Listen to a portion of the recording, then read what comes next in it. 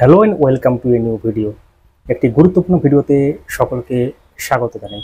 Enumeration form, হ্যাঁ, SI এর জন্য খুবই গুরুত্বপূর্ণ। আপনারা জানেন যে বিহারে ইতিমধ্যে এসআই এর প্রক্রিয়া প্রায় শেষের মুখে, এবং ওয়েস্ট বেঙ্গল বা পশ্চিমবঙ্গ কিন্তু এসআইআর বা এই স্পেশাল ইন্টেন্সিভ রিভিশন সেটা কিন্তু চালু হওয়ার প্রবল সম্ভাবনা, কারণ বিএলওদের ট্রেনিংয়ে কিন্তু এগুলো সম্পর্কে অবগত করানো হচ্ছে।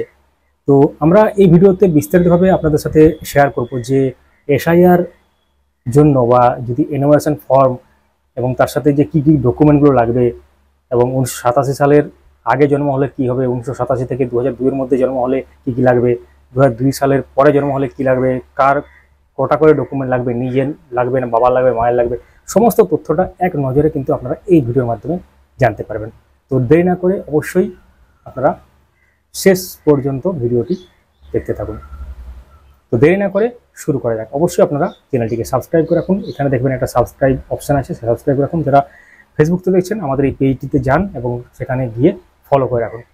তো এই ভিডিওতে আমরা আলোচনা করব যে কি কি ডকুমেন্ট লাগবে। এক্ষেত্রে বিহারের আপনারা জানেন যে এসআইয়ের যে অর্থাৎ স্পেশাল ইন্টেন্সিভ যে রিভিশন সেটা কিন্তু চলছে প্রায় শেষের মুখে, এবং সেখানে সেই বিহারের যে এসআই বা এনুমারেশন ফর্ম ফিল আপ এবং তার সাথে যে কী কী ডকুমেন্ট লাগছে সেই সংক্রান্ত যে অফিসিয়াল নির্দেশিকা প্রকাশ হয়েছে সেই জায়গা থেকে আমরা দেখাবো পুরো ব্যাপারটা, এবং তার সাথে পুরো ব্যাপারটা আপনারা জানতে পারবেন। এবং ওই সময়ের ক্ষেত্রে 19-20 কিছু একটা হতে পারে, জাস্ট মানে এটাই থাকবে, হয়তো একটু আলাদা হতে পারে, সেটা কিন্তু পরবর্তী সময়ে আপনারা জানতে পারবেন। তো চলুন তাহলে দেখে নেওয়া যাক। তো আমরা অফিসিয়াল যে নোটিশ বা নির্দেশিকা সেটা ওপেন করেছি, দেখতে পাচ্ছেন স্ক্রিনে এখন। তো এখানে দেখতে পাচ্ছেন যে অনেকগুলো ডকুমেন্ট লাগবে, 11 দফা। এর মধ্যে কিন্তু যে কোনো একটা লাগবে।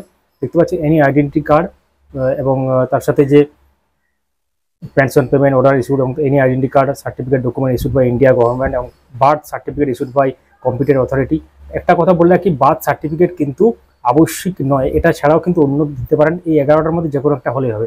এবং কার কোটা লাগবে, বাবার লাগবে এবং মায়ের লাগবে, না বাবার লাগবে অথবা মায়ের লাগবে, বা শুধু নিজের লাগবে, সেটা সম্পর্কে একটু পরে আমরা ভিডিওতে বলছি। তো এখানে আমরা ডকুমেন্টগুলো একটু দেখে নিই। আপনারা স্ক্রিনে এখন দেখতেই পাচ্ছেন, সাইডে আমরা দিয়ে দিলাম। তো এখানে যে birth certificate issued by computer authority হলো পাসপোর্ট, ম্যাট্রিকুলেশন বা ইকুইভ্যালেন্ট মাধ্যমিকের যে বোর্ডস বা ইউনিভার্সিটি তার যে certificate, permanent resident certificate, forest right certificate, এগুলো কিন্তু এনিওয়ান আর কি, OBC ST SC caste certificate, এবং national register citizen, family register, এবং তার সাথে any land or house allotment certificate government. এটা হচ্ছে ব্যাপার। এবং এর সাথে ফর্মটা কীরকম দেখতে হয়, এটা হচ্ছে ফর্ম, দেখতে পাচ্ছেন এনুমারেশন ফর্ম, এবং এর সাথে যে ইলেক্টরস নেম, এবং তার সাথে যে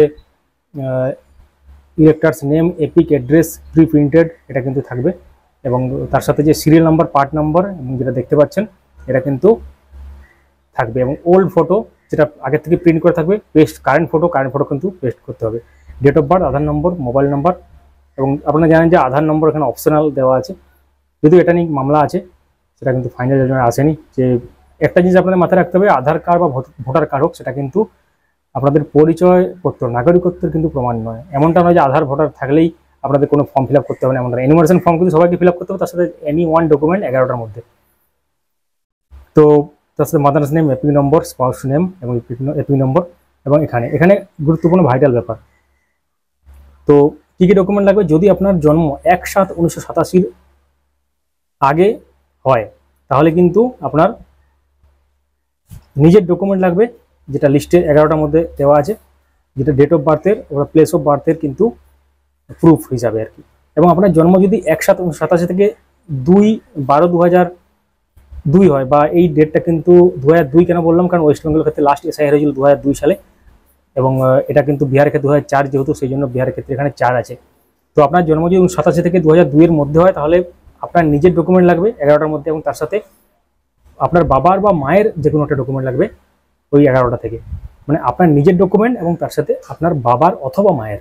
এবার পয়েন্টটা ভালো করে শুনুন, যদি আপনার জন্ম 2002 সালের পরে হয় তাহলে কি হবে, নিজের ডকুমেন্ট লাগছে, অর্থাৎ 11টার মধ্যে নিজে যে কোনো একটা ডকুমেন্ট, এবং তার সাথে আপনার বাবার ডকুমেন্ট এবং আপনার মায়ের ডকুমেন্ট লাগবে 11টার থেকে, মানে আপনার ডকুমেন্ট, আপনার বাবার ডকুমেন্ট, আপনার মায়ের ডকুমেন্ট, এবং তার সাথে নন ইন্ডিয়ান যদি হয় তাহলে ক্ষেত্রে তার ভ্যালিড পাসপোর্ট এবং ভিসা, টাইম এক্ষেত্রে লেখা আছে টাইম অফ ইউর বার্থ, এটা। এবং তাছাড়া আউটসাইড অফ ইন্ডিয়া যে ব্যাপারটা আছে সেখানে আপনারা স্ক্রিনে দেখতে পাচ্ছেন। তাহলে ভালো করে বুঝুন, যদি 1987 সালের আগে হয় তাহলে শুধুমাত্র আপনার ডকুমেন্ট লাগবে।